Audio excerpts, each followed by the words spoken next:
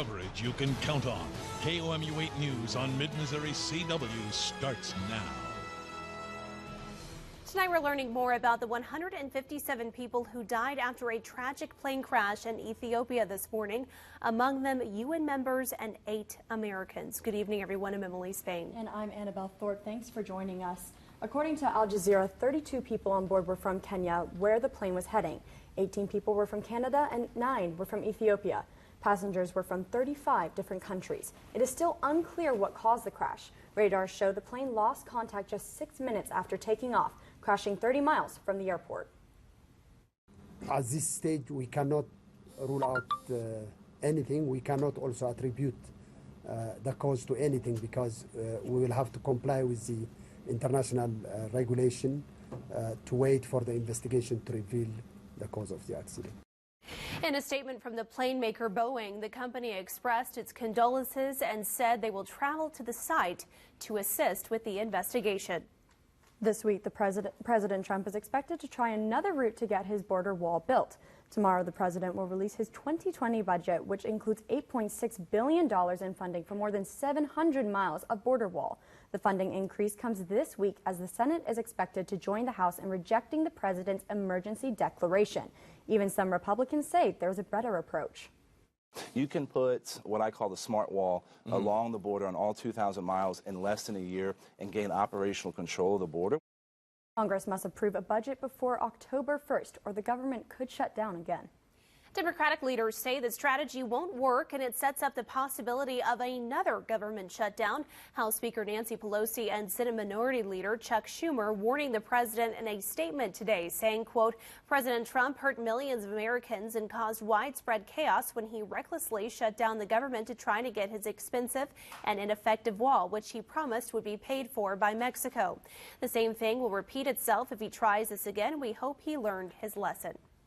Columbia police say 2 women were seriously injured in a 3-car crash around 5 this afternoon. The accident happened on Edenton Boulevard and International Drive. That's in North Columbia, just off of Rangeline Street. Sergeant Robert Fox with CPD says the 2 women were taken to the hospital and are expected to be okay. The crash damaged 1 car so badly, crews had to tow it. Sergeant Fox says police are still investigating what caused the accident. Earlier today, a car crash blocked parts of I-70 near St. Charles Road in Boone County. One witness told KOMU 8 he saw a vehicle going the wrong way on the interstate, and he says that's what caused the crash. But highway patrol troopers on the scene would not confirm any details about the crash. The 2 vehicles involved had significant damage and both looked totaled. Witnesses saw at least 1 person put on a stretcher for medical attention. Here's what's happening in the week ahead. The Miller County Sheriff's Office says it will release the names tomorrow of the 3 people charged with killing a Columbia man.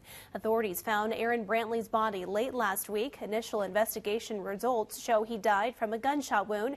An autopsy is also scheduled for tomorrow. He was reported missing on February 8th in the lake area, and KOMU covered the search efforts to find him. What we do know about the suspects: one of them faces a first-degree murder charge.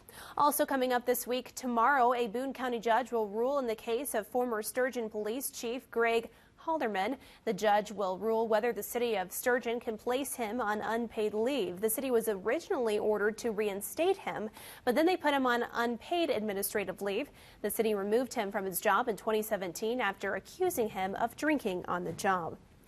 Also this week, a Chicago renewable energy company is holding a barbecue for Harrisburg residents to discuss a potential wind farm on their land. This is happening on Wednesday. Community members actually held a meeting yesterday to brainstorm questions to bring to the company called E.ON.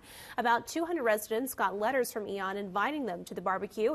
Again, that meeting is Wednesday from 5 to 7 p.m. at the Lions Club in Harrisburg. One Mid-Missouri college takes a walk down memory lane in a fashionable way. Plus, bird scooters back in town, but with new regulations. Why one business owner isn't so happy about the new rules. And yesterday, we actually broke our rainfall record by about 1/4 of an inch, over an inch of rainfall there for our Saturday. I'm tracking more rain for the week ahead. It's all coming up after the break. Stevens College is celebrating 75 years of its fashion program this weekend. Each piece you see here, a Stevens College student or faculty member made in its spring exhibit, which features clothes made from each decade. The oldest dates back to the 40s, while the newest is from 2018. It serves as the fashion program's contribution to Women's History Month. Each piece is made by women and mostly for women. The School of Design interim dean says each piece represents more than its fabric. You know, I can't help but look at it as a piece of time that tells a bigger story, because to me, clothing is somewhat like a movie or a photograph. It tells a story, and there's a lot more to that piece than just, oh, it's a piece of clothing. A previous Stevens College president wore this piece you see here during her inauguration weekend, and McMurray helped design it. It's fashion from the past that still holds a meaning today. Well, you may have seen them out there. Bird scooters are back in Columbia, but the company has new restrictions on where you can leave the scooters. KOMU 8's Eric Graves joins us now in the studio to tell us where the birds can land. Eric. Emily, this is the map you would see on your phone when you're trying to find a bird scooter near you. But it looks a little different now than it did last year when the bird scooters just got here. It has a new geofence. That means bird scooters can only be parked inside the light area, which is Columbia downtown and MU campus. If you live in the shaded area, you won't be seeing any birds near you. For that reason, the fence has one Columbia business owner pretty upset. Jonathan Sessions, who's also a school board member, says he and some of his employees bird to work sometimes. But he says the new geofence makes using the scooters not as convenient. If I lived a block over, I'd still be fussing about this, even though I'd be just inside the zone. But to be one block out and be able to see it out my front window, it's obviously very frustrating to me. I have reached out to Bird asking why the geofence is here in Columbia now. Bird has not responded so far. We'll let you know when they do. In the studio, Eric Graves, KOMU 8 News. MU's College of Engineering continued its long-standing tradition of ushering in St. Patrick's Day. Today, the college hosted a 5K run at Traditions Plaza on campus. About 40 people participated in the race and raised more than $800. All proceeds from the race will go to the Habitat for Humanity. Today's run is part of Engineering's Week, which will wrap up March 16th. A national foundation presented two Mid-Missouri veterans with a special honor today. The Quilts of Valor Foundation presented Lucian Bird and Robert Pogge with the special quilts. It happened during a ceremony at the Missouri Veterans Home in Mexico. The group says the quilts are given to veterans and current service members as a way to say thank you for their sacrifice and, of course, valor. Both World War II veterans are turning 100 years old, making this honor extra special. One veteran expresses how he felt in the moment when he received the quilt. Oh, it's fantastic, fantastic. It's not everybody that's one of those. No, I appreciate it very much. And we thank him for his service. Emotions were certainly high as the foundation's coordinator presented the quilts.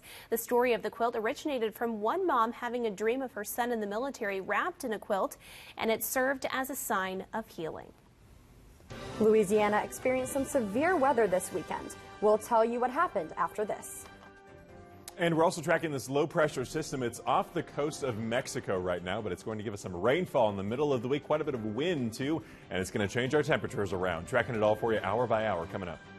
Welcome back to KOMU 8 News here at 9 o'clock on Mid-Missouri CW. I hope you had a fantastic weekend. Take a look at our temperatures out the door right now all across the United States. 38 in Columbia. It's a little warmer, of course, to our southeast and our south, but a lot of us actually feeling a little bit of this cool air still. Now, our trend over the next couple days is all going to be dependent on a pretty strong low-pressure system that's going to move across the states. It's going to follow the jet stream right here, and it's actually going to come up. It's going to allow a lot of warm air to swoop in from the south right here for us here in Missouri and a lot of the Midwest, so it's very warm for the middle of this week, at least the first 3 days.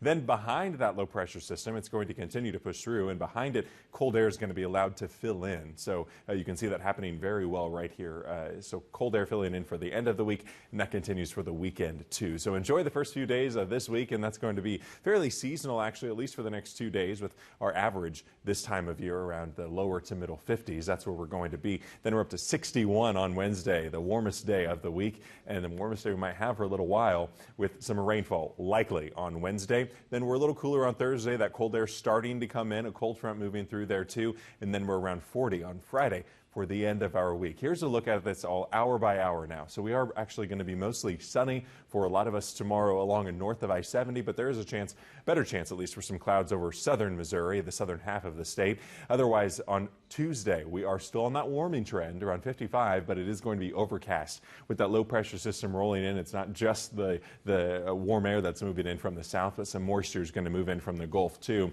And that's really going to move in by the end of Tuesday. So a lot of the daytime does look pretty dry. dry, maybe some sprinkles. But as long as the system doesn't speed up any, a lot of this rain moves in the evening hours and overnight into early Wednesday morning. Then some dry time possible Wednesday morning as at daybreak until we head into midday in the afternoon. That looks pretty rainy for the rest of the day for us there. A little breezy on Wednesday too. Then on Thursday, we're mainly dry. Just a slight chance we get any of these sprinkles to push through. Mostly cloudy there on Thursday. It's going to be very windy on Thursday. I'm going to show you that track hour by hour, but get ready for a windy end to the week with this cooler air then streaming in behind it too for Friday. Mostly cloudy skies, but it's going to be a cold breeze that moves in from the north on the other side of this. So here's a look at our wind gusts potentially.